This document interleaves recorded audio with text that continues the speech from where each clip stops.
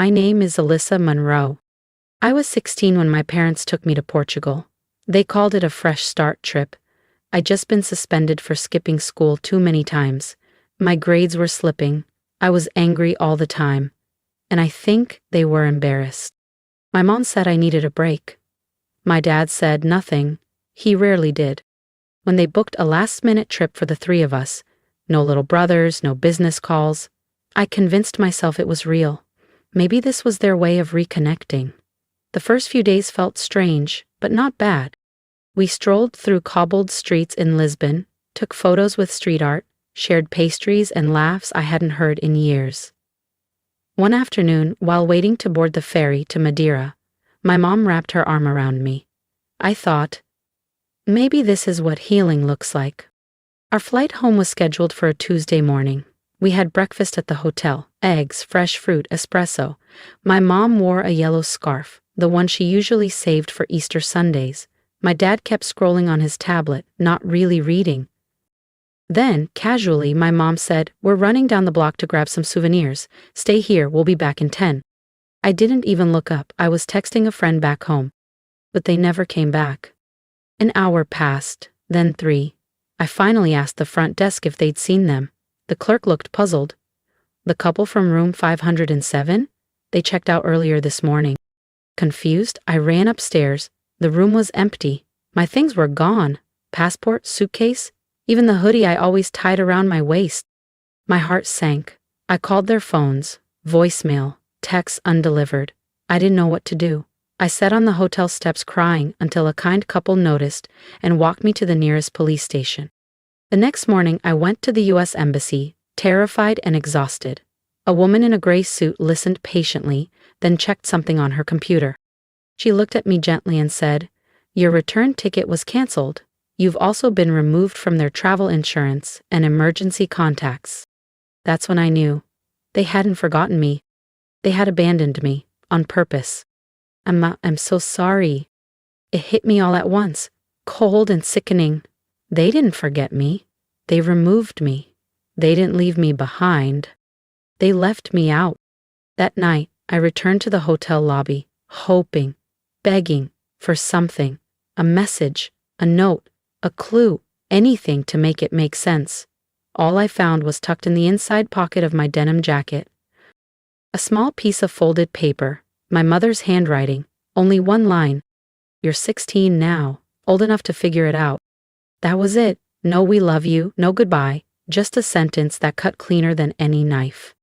I wandered the cobblestone streets of Lisbon until my legs gave out, finally curling up behind a bakery tucked between 2 shuttered buildings. I cried until my chest ached and my throat burned. Somewhere down the road, a guitar played. Laughter spilled from a cafe. Maybe a wedding, maybe a birthday. Somewhere a family celebrated. And me, I was a shadow on the sidewalk, forgotten. I opened my phone and stared at our last photo. My mom in her yellow scarf, my dad standing stiff beside her, me stuck in the middle, pretending, smiling. But now I remembered more. The red stamp on that envelope my dad held the week before the trip. Final notice. The way my mom kept whispering on the phone, too low for words, too sharp for comfort. And one night, I wasn't asleep like they thought. "We can't take her with us," my mom had snapped. "She'll ruin everything." "She's not a kid anymore," she hissed. "She's barely holding it together." "So are we," my dad replied, his voice tired. They hadn't been talking about a vacation. They were planning an exit, one that didn't include me. I didn't sleep much the first week. I tucked myself behind the bakery again, near a dented trash bin that gave off just enough heat to keep my hands from going numb. My jacket zipped to the chin, my arms wrapped tight around my ribs. I counted the crates thudding, the glass bottles clinking, during the early morning deliveries just to stay grounded. On the 3rd morning, I got caught trying to steal a roll of bread off a tray by the back door. I hadn't eaten in 2 days. My fingers were so stiff, I could barely grasp it. A hand grabbed my wrist. I froze. I expected shouting, "Police! Deportation!" Instead, a woman with silver hair and flour-dusted skin stared at me. Her apron was faded, and her gaze was sharp enough to slice dough. If you're hungry, she said in accented English, you work. Her name was Lucia, 68, widowed, ran the bakery on her own for decades. That morning she handed me a mop. That night she pointed to a cot behind the flour sacks. No questions, no pity, just space. It wasn't warm, but it was safe. And after everything, I would have taken safe over love any day. Lucia never asked about my parents. She didn't have to. I think she already knew. Day by day, I earned her quiet trust. I scrubbed trays, hauled sacks of flour I could barely carry, and copied her every move. Eventually, I learned to knead dough with my eyes closed. She'd mutter things late at night while wiping down the counters. One evening, as we shaped loaves together, she looked at my hands. My daughter had hands like yours, she said softly. Always smelled like yeast, always too curious. I didn't ask what happened to her daughter. She never mentioned her again, but from that night on, she began setting aside the imperfect loaves, wrapped in paper, placed quietly by my cot. It was the first time in weeks I felt something like love. Small, silent, but real. And one afternoon, I found an old laptop in a dumpster. Cracked screen, rusted hinges, but I saw possibility, just like she saw in me. If Alyssa's story moved you even a little, don't forget to subscribe. Her journey is far from over, and what she builds next will leave you speechless. I taught myself how to connect to public Wi-Fi. Awkwardly at first, stealing signal from the cafe across the street when it was slow in the bakery. I found an online GED program and enrolled under a fake name. Every evening after Lucia went upstairs, I'd pull out the cracked laptop, sit next to the humming refrigerator, and study by the glow of the screen. I solved algebra problems while the scent of cinnamon and roasted sesame filled the air. And every time I finished a quiz, I whispered my score like a prayer. Small victories, quiet ones. I kept the same denim jacket, the one I wore the day my parents left me. Not for comfort, but because the note was still in the pocket. You're 16 now, old enough to figure it out. Sometimes I unfolded it late at night just to prove to myself that I hadn't been broken, that I was still here. But even then, I didn't know who I was anymore. I wasn't a daughter. I wasn't a student. I wasn't even a citizen. I was just a girl who washed dishes in a country where no one knew my name. But I was alive. The first time I made money that didn't come from flour or sweat, it came from a stock I barely understood, a shipping company out of Piraeus. I'd read a wrinkled article in a business journal someone left on a cafe table. Something about restructuring. I didn't know much, but I trusted my gut. Took 200 euros I'd been saving for winter boots and put it all in. It tripled in 2 weeks. That changed everything, not the money, the mindset. Lucia caught me once, staring at spreadsheets on my laptop, the bakery dark and quiet around me. You playing accountant now? She asked, smirking. Just curious, I said. But it was more than curiosity. I became obsessed. I watched free lectures on business, read translated investment blogs, and even found a grainy PDF of Warren Buffett's essays. I read it 3 times in 1 week, scribbled notes in the margins of old receipts. His voice stayed in my head while I cleaned trays or folded parchment. I started taking risks. Some failed, some paid off. By 20, I had clients. By 22, I had small investors. I registered a business under a Greek translation of my name. It wasn't flashy, but it worked. I helped local vendors with logistics, guided travelers on passive income, built a course for other undocumented kids like me, kids who wanted a future. Lucia never asked how much I was making, but she noticed. The new phone I gave her, the espresso machine I surprised her with, the gas bill that stopped arriving. One afternoon, she looked up from her coffee and said, "You walk different now, not like you're waiting for something to fall on you." I smiled because she was right. I started making anonymous donations to girls' shelters back in Florida. Always quiet, always hidden. Part of me told myself it was just about giving back. But deep down, I wanted someone to wonder, who's helping these girls the way we never did? Still, I never posted about my work, never used my full name. I didn't want fame. I wanted freedom. But no matter how far I got, I still carried that girl from the bakery inside me. The one who counted bread rolls and cried behind trash bins. She showed up in boardroom nerves, in flinches, in self-doubt. I wasn't healed, I was building. And then the past knocked. A certain address showed up in a foreclosure listing. Lucia was the first to see it, quietly sipping her morning coffee, flipping through old international papers. She didn't look up, just slid the paper toward me and tapped the corner. "You recognize that address?" I froze. My breath caught. I knew every digit, every crack in the sidewalk, every creak in the screen door. It was my childhood home. And this time, I wasn't the one being left behind. The crack in the driveway. The one we were never allowed to step on. I remembered it like it was yesterday. My parents' house in Naples, Florida. The one they bought a year after leaving me in Lisbon. The one they showed off on Facebook like it was some fairy tale rebirth. Now, it was on a foreclosure listing, and I couldn't stop staring at the address.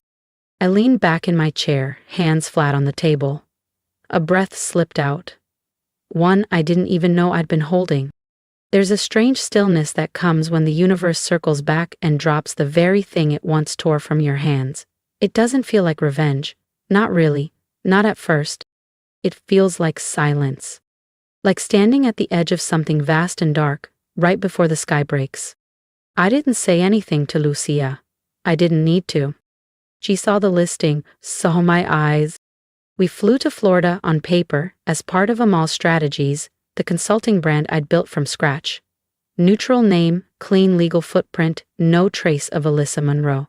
The auction took place in the parking lot of the Collier County Clerk's office.